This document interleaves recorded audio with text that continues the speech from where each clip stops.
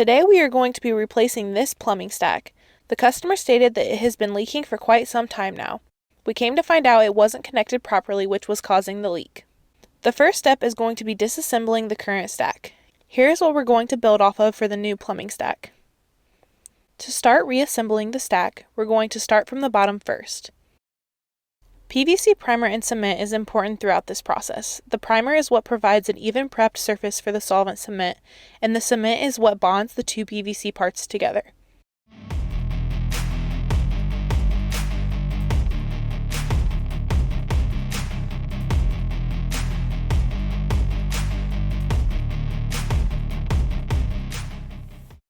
Once the stack is completely reassembled, we can't forget about cleaning up the mess that was made during the process.